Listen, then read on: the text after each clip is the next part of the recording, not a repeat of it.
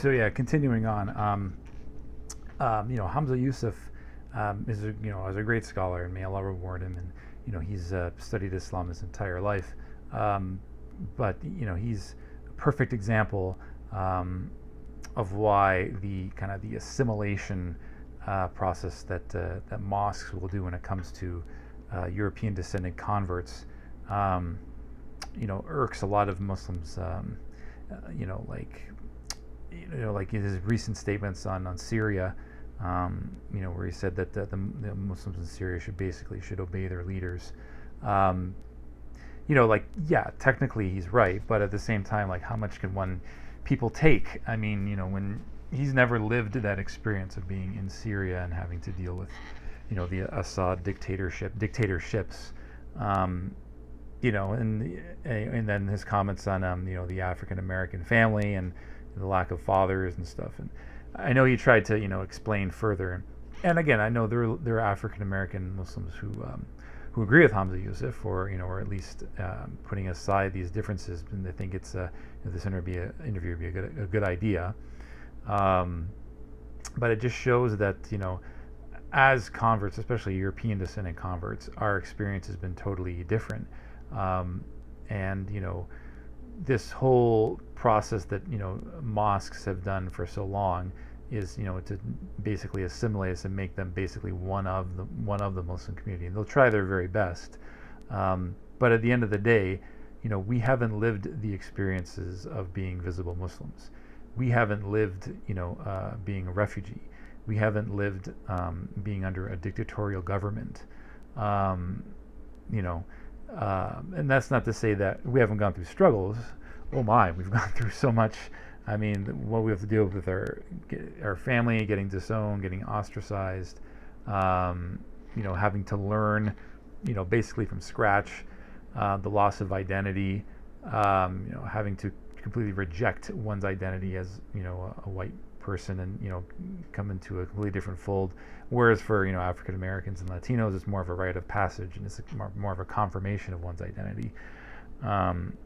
And not even being aware of all these issues when you come into Islam. So just like I had to learn and live through these things on years on end before I can actually come to all of these conclusions. And when you don't know about all this stuff, like you are just going by whatever the mosque wants you to do. And there are many Europeans and white people out there who would convert to Islam, and maybe they've read the Quran, maybe they believe it in their heart, but for them to actually take that step, they would go through so much family turmoil, job turmoil, and come into a Muslim community where in 2021 you have a segment of which just hate white people and have not just, and also animosity toward white converts, unless they're lockstep and barrel, completely agreeing with their leftist Marxist ideology.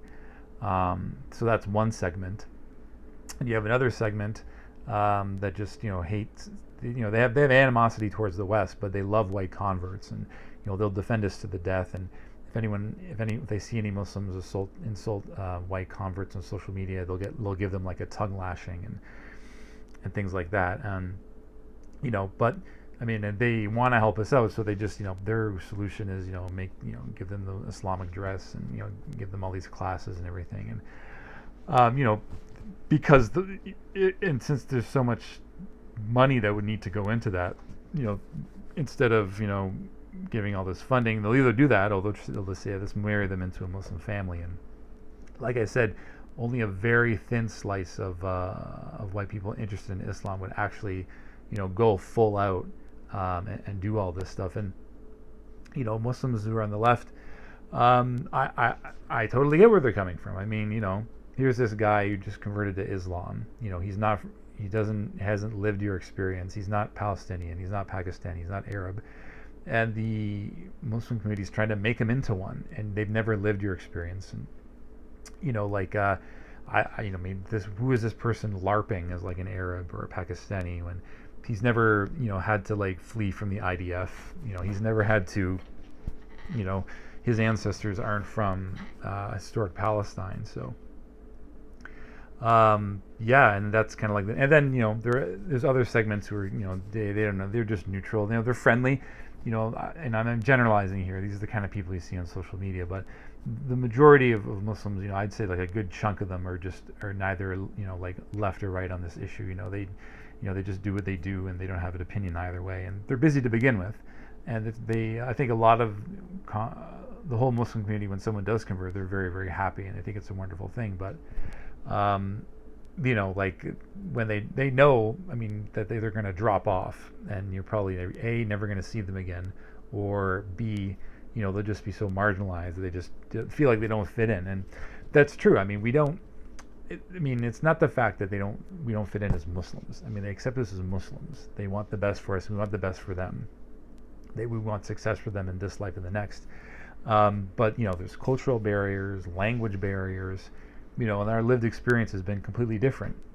And the Muslims on the right, I mean, they could be just as angry about the West as some Muslims on the left are about white people. In fact, even angrier sometimes. Like some of the statements that they say, just it wouldn't fly in any non-Muslim household.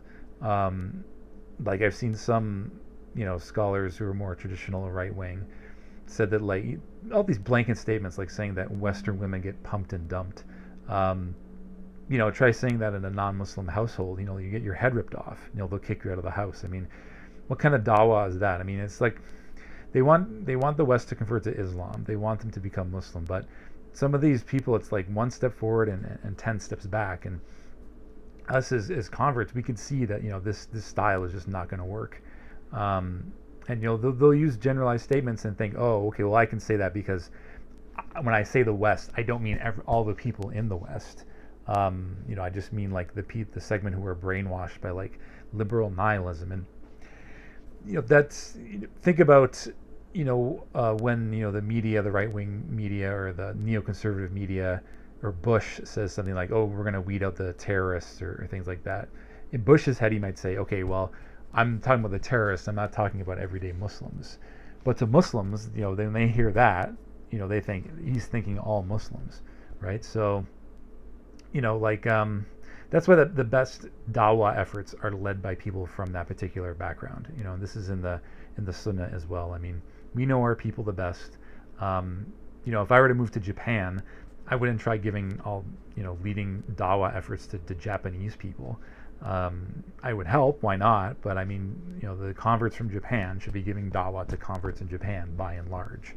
And I think one of the reasons why there's kind of many voices are saying like it shouldn't be Hamza Yusuf, it should be Representative Muslim like who's not white. There's this idea that Hamza Yusuf represents all Americans. And a lot of people think that that's true. That they would pick Hamza Yusuf if they had the choice. But the reason why an organization like ours, it didn't exist for the longest time. No one can stand up and say I just want to represent white Muslims or European descendant Muslims, because it comes off as incredibly racist. But in doing that, you're basically sort of forcing this assimilation process on us. And that's not healthy for anybody. It's not healthy for the white convert. It's not healthy for their family. It's not healthy for leftist Muslims. It's not healthy for Muslims on the right. It's not healthy for the non-Muslim society at large. It just comes off as something completely foreign, really. So those are my thoughts on the issue. I wish the best for Shaikh Hamza Yusuf. Hopefully, inshallah, he does a great job. I mean, this should be the first. I mean, doesn't have to be the first one. I mean, let's try to get as many opportunities as we can to get this dialogue going, because really, I'm sick and tired of Gavin McInnes and Dave Rubin and Ayan Hirsi Ali being all these quote-unquote experts on Islam. They've completely taken away the narrative, and we really don't have a voice. And JP is taking a brave step in doing this. He's probably going to get a lot of flack and death threats from people on the right for actually interviewing Shaikh Hamza Yusuf. So inshallah, it goes well. If in the odd chance Jordan Peterson is watching this video, wish you the best, and you're in good hands with Shaikh Hamza Yusuf. And please, I mean, if you want to interview Yasser Qadi or Sheikh Abdul Hakim Quick, those are my other recommendations. But that's me. I for E, Rob. Assalamu alaikum rahmatullah.